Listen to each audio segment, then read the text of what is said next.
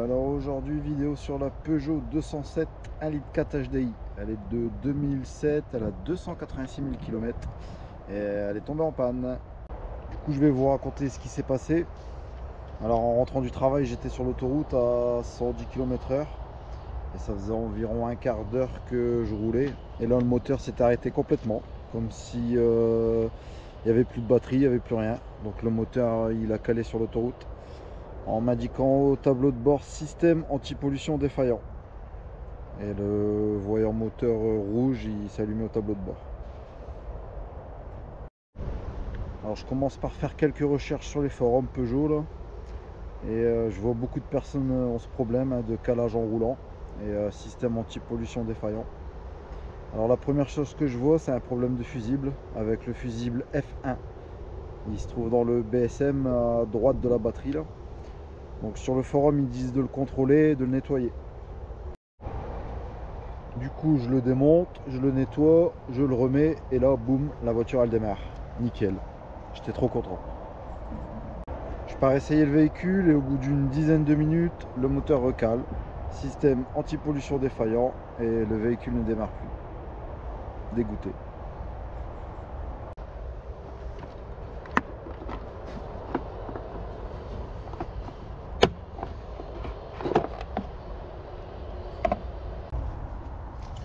Alors j'enlève le fusible F1, celui-là.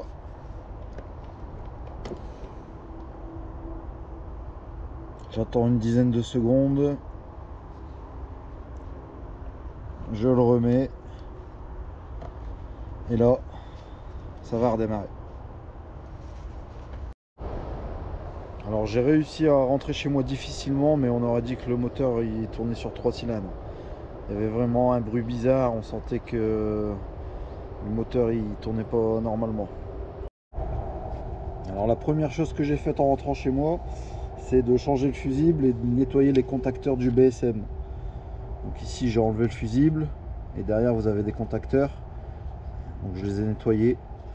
Et je vous avoue que j'étais confiant, mais malgré ça, toujours le même problème. Ensuite, la deuxième chose que j'ai faite, c'est j'ai changé le filtre à gasoil. C'est vrai que l'ancien, il y avait plus de 50 000 km, donc je me suis dit peut-être qu'il est colmaté, ça pourrait venir de là aussi. Donc j'ai été chercher un filtre air à Carter Cash, 38 €, je l'ai changé, toujours le même problème, donc c'est pas ça. Donc là, obligé de passer la valise pour connaître et résoudre le problème qui devait être plus important que ce que je pensais. En fait, j'avais des gros doutes sur deux choses. La première chose, c'était le capteur PMH. Et ensuite, c'était le capteur de pression de gasoil. Après les vidéos YouTube que j'avais pu voir à droite à gauche, c'est ce qui ressortait le plus souvent. Du coup, j'ai fait passer la valise. Alors, résultat, on a eu 3 défauts. En premier, relais de préchauffage non alimenté. Donc ça, c'est récurrent, c'est pas grave. Ensuite, j'avais signal de débit mètre d'air. Et la troisième chose, la plus importante, c'était défaut de pression de rampe common rail. Clairement un problème soit avec le capteur de pression de carburant ou alors le connecteur.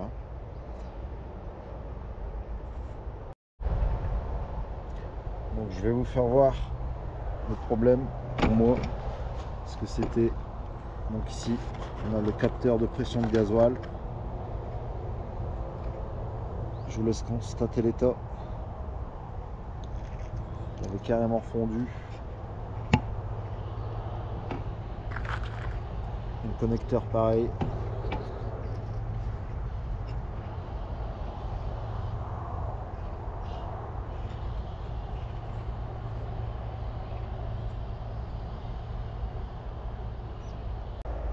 Alors pour le nouveau capteur complet, j'ai payé 53,09 € donc chez AD. Donc en fait le capteur de pression de gasoil il sert à calculer la pression de carburant pour l'envoyer au calculateur. Il possède une membrane avec la pression du carburant. Ça permet de calculer la quantité de gasoil à injecter, en gros. Donc pour le changer, il faut démonter la batterie. Ensuite il faudra enlever les durites d'admission d'air. Le filtre à gasoil, il faut le démonter aussi. Et la vanne EGR. Parce qu'en fait il se trouve là-bas, ici tout en dessous de la vanne EGR. Donc il y a quand même du taf. Et il faudra une douille de 27 assez longue, ou alors une clé plate coupée à la meuleuse pour le démontage. Parce qu'il n'y a vraiment pas d'accès, c'est une merde, pas possible. Par ça, ce petit moteur 1 litre 4 HDI 70 chevaux, increvable. À partir du moment où on fait un bon entretien, le mien a quasiment 300 000 km là, j'ai quand même eu quelques problèmes avec. Donc en tout premier, j'avais eu les joints d'injecteur à changer. Ça c'est récurrent sur les 207. Ensuite, donc les joints d'injecteur, je les avais fait à 150 000 km. Ensuite, j'ai eu un démarreur à changer. Donc, le mien il était mort, la voiture ne démarrait plus. Je l'ai changé à 210 000 km. Nouveau démarreur. Ensuite, j'ai dû changer la vanne EGR.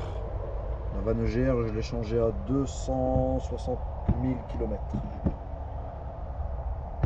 Vanne EGR. Et du coup, là en dernier, le fameux capteur, pression de gasoil, défectueux, il a fondu. On ne sait pas pourquoi. Peut-être une surtension ou on ne saura jamais. Donc pour les entretiens, je fais mes vidanges tous les 20 000 à peu près. Je fais le filtre à huile une fois sur deux. Le filtre à gasoil, donc je l'ai changé il n'y a pas longtemps. Après j'ai fait la distribution à 200 000 km.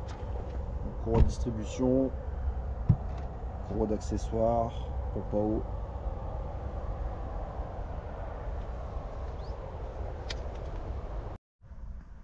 Donc voilà ce que je pouvais vous dire sur cette petite 207, 1 litre 4 HDI, 70 chevaux.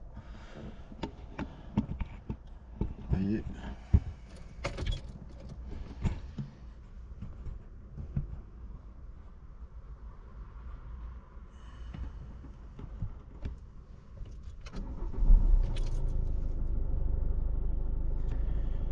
Donc j'espère que cette vidéo pourra servir à ceux qui rencontrent ce problème justement de défaut système anti-pollution.